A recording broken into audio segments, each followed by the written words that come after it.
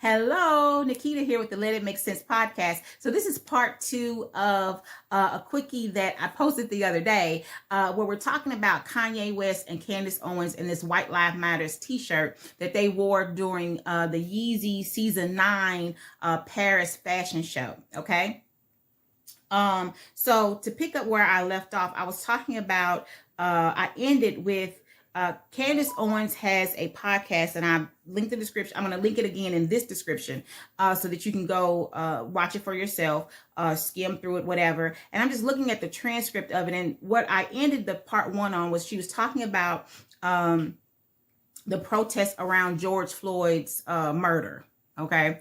And she talked about the stores being looted, youth wearing the t-shirts, and she's saying that somehow with the looting that justice was delivered. And what I was saying in part 1 at the end of it was that oftentimes with these protests and things like that, there are people who will come in and you think that they're a part of the movement, but they're not. Really what they're doing, they're disruptors, and what they're trying to do is what they do is loot and vandalize, point blank period. So you can't put that on the whole movement or on those people who are a part of the movement who really have a heart for change. Okay. And then you also have to know that for whatever reason, Candace Owens and Kanye, but Candace Owens has targeted the Black Lives Matter movement, and she has a whole documentary coming out saying that they've made over $80 million, and this is what they did with it. So don't know what that's about, but okay.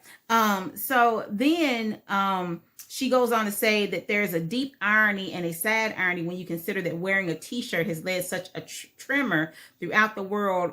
Something about a t-shirt that says White Lives Matter, which should be implied White Lives Matter, Black Lives Matter, Asian Lives Matter. It should be implied, yet people are angry. Okay, put a pin right there. You're exactly right, Candace. And I say this in part 1 as well, that everybody's life matters. But why was it that when Black Lives Matter was a thing and people had it on their t-shirts and they had a whole movement for it, that there was an issue? So you're saying that there can be an issue with a t-shirt or a movement saying Black Lives Matter, but there shouldn't be any issue with the White Lives Matter. Well, we know White Lives Matter. The country was started by white men. We know that White Lives Matter because even though the Constitution that we use heavily, or that was used heavily during the Civil Rights Movement, was written by white men, they wrote it so that it would be a living document, so that whatever comes up in society, because a lot of those people that wrote the Constitution knew that one day Black people would not be slaves. And they ensured that in that language, it could be used to help those people. I believe that, right? So why is it that we know that White Lives Matter? Because we've only had one Black president in the history of this country. But we know that, right? But we don't know because Black people in this country, whether you believe it or not, have been systematically disenfranchised, because Black people in this country are continuously used to perpetuate the criminalistic activity in this country. They're consistently used to narrative of this war on drugs. You know, they're consistently used to talk about, when you automatically hear welfare state, you think about food stamps and the money that you get and WIC and all this stuff, which that's not what that means. Put a pin right there. Welfare state does not mean welfare like that. Welfare state means the federal government taking care of certain parts of our society, putting money in certain things. So when people talk about welfare state, namely Republicans, that's what they mean. They really don't mean welfare food stamps. But unfortunately, some of us don't know that that's what that means. It doesn't mean the food stamp part. That's a part of it, but that's not the big part of the welfare state thing. So anyway, research that too, so you can find that out for yourself. But at any rate, we're used to push that narrative. And it needs to stop, right? That needs to stop. And I think that's what part of the Black Lives Matter movement is. It's about becoming equal socioeconomically, and education-wise, job wise in regards to salary and things of that nature. So I don't necessarily agree with her on that. There are a lot of things that I do agree with Candace Owens on, but there are some things that I just totally and emphatically disagree with her on.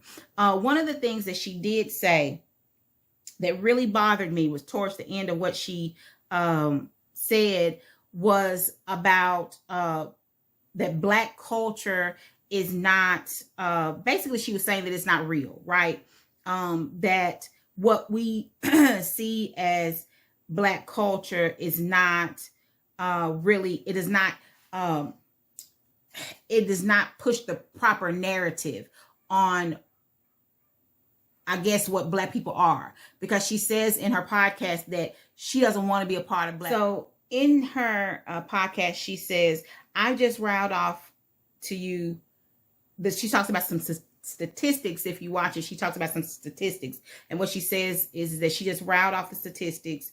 It would mean taking a look at the real problem that is happening, which is our culture, a celebration of perversity pitched to us as if it's diversity. It's not. It's not diversity that we are celebrating. It's perversity. You think it's something to be proud of. It's not. So when you say something like, oh, Candace Owens, we don't want you in our culture, you don't understand Black culture. I have to keep reminding you that I don't want to be a part of this culture. I want to destroy it. I want to destroy it further than it's already destroyed itself. And I'm going to put a pin there. If you don't have a solution to the problem, then you're a part of the problem. And while I can agree with, again, with some of the things that Candace Owens said in the statistics that she riled off, I can agree with some of it. But you don't have a solution. Do you have, even if your solution is, I don't know, but I'll sit down with you to try to figure it out. That's an okay answer. If you don't know. But when you just continuously say what the problem is, but you don't have a semblance at all, like your solution is to destroy Black Lives Matter, the movement. Okay, so you destroy the movement. Okay, so you don't want to be a part of the Black culture because you feel that it's a perversity. Okay, but what's your solution? What is your alternative? Because the thing about it is that Black people in America, we don't have a culture. Like, what's been created with hip hop, the clothing, the slang, certain foods, all of that. We like literally picked that up from the dirt and made it into something because we don't have a culture, because we were taken from our culture. We were taken from our language. So we took what we have and we made something out of it. Now, what Black culture has become, parts of it have become not even a perversity, but a caricature of itself, right? It's kind of like some of it's become like its own minstrel show because it's been derailed. But it's been derailed because a lot of it has been appropriated. And then it's been told back to us in a way that's made it a minstrel show of itself. I hope you get what I'm saying. So you can't say that the Black culture is perverse. What you can say is that it's been taken, repackaged, and given back to us in a way that's not true. That thing, the stereotype of the weave wearing, loud talking, long eyelash wearing, neck rolling, popping fingers, popping necks, and all that stuff, it's been packaged and put on TV for somebody to make money and then given back to us saying that's who we are, but that's not who we are. Who we are the Angela Davises. Who we are the Martin Luther King Jr.'s, the Malcolm X's, the Black Panther Party, right? That's what Black culture is about, because we created this Afro thing, right? We took, we're no longer Negroes, we're Black now, all of that stuff.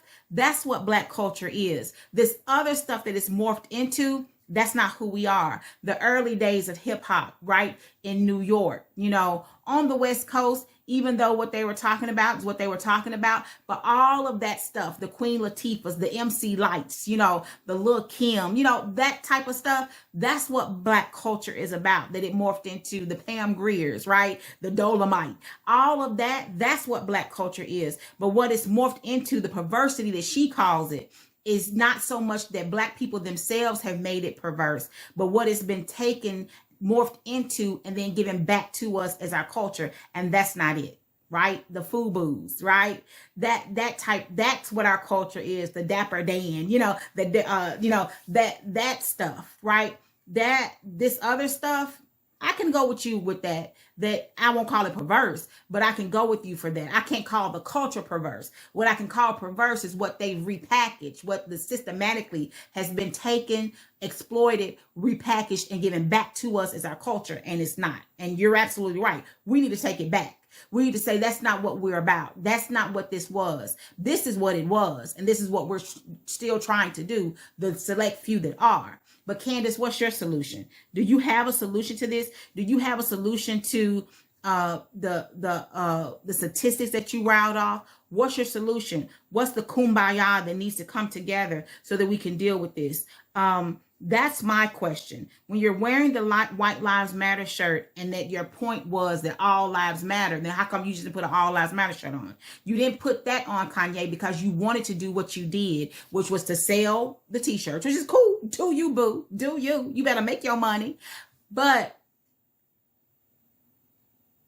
is the conversation helping? Right? No, because you didn't have a conversation in the first place. All you had was controversy. Let's stop the controversy and start a conversation on how we can let it make sense, on how we can, make the Black part of our society, the Black people in our society, how we can stop being second-class citizens, how we can have an even footing. Why in 2022 are we still having Black first?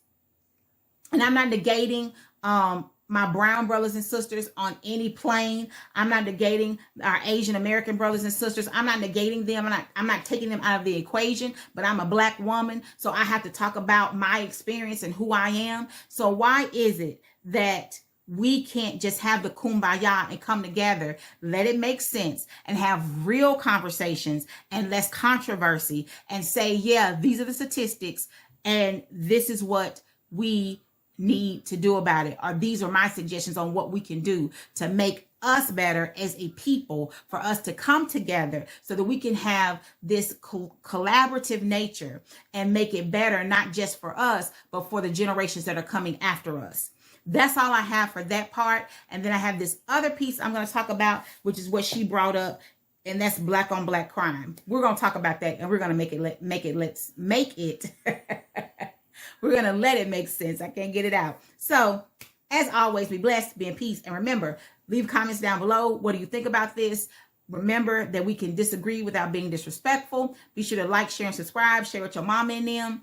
And as always, when you see things going on, let it make sense.